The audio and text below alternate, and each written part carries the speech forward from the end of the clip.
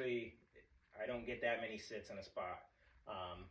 The year prior, I just put up a makeshift box blind, and down in the bottom wooden swirls. But once I put this blind up, it allowed me to get more sits out of this spot that I knew he would cross through, and some other bucks in the future that I wanted to hunt would cross through.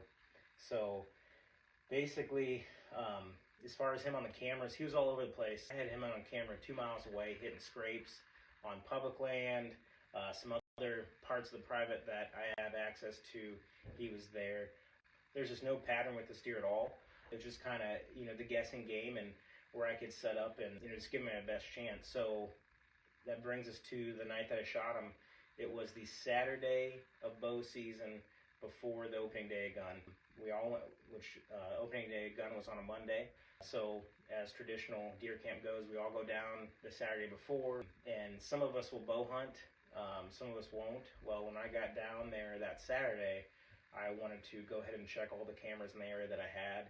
I had no cell cameras down there at this point, so went down, checked all the cameras, and really he was only on one of them, and it was like a week prior, but it was daylight. So just basically by process of elimination, I figured that, okay, it was at this spot, at this bottom, so this is going to give me maybe the best chance.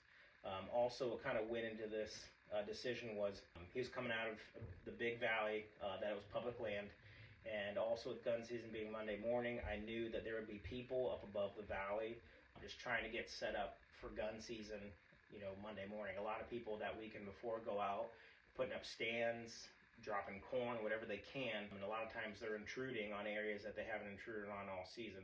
So I knew this big public valley that I was sitting at the bottom, I knew there'd be people up above. I knew that if he was in that valley that night on public, that he may not necessarily get spooked out of there, but with him hearing everything up above him, maybe it would direct him down to the bottom of the valley.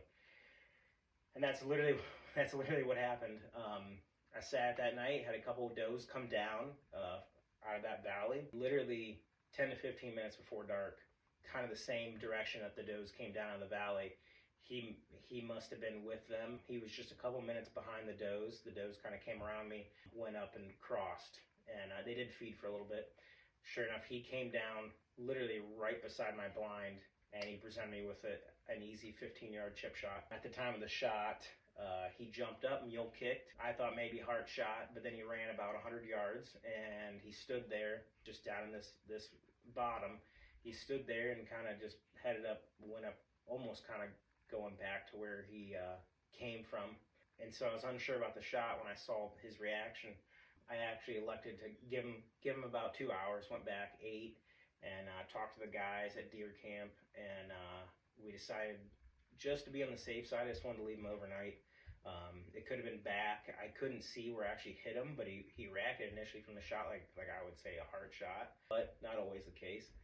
Anyways, I elected to leave him. We did go back that night just to track him to where I last saw him, and we did have good blood. Arrow looked good, so ended up going back the next morning, tracking him. He went uphill, and he made it up to the first ridge, and that's actually right where I found him. He didn't go another 100, and he must have bedded down, and I hit him clip back of the heart, and so he expired pretty quickly. Yeah, so it was an awesome way to cap it off. We do have a shed off this deer from the year before, but yeah, just a cool buck, one of my favorites. I hunted pretty hard that year and for him, and yeah, so all right, hope you enjoyed that story.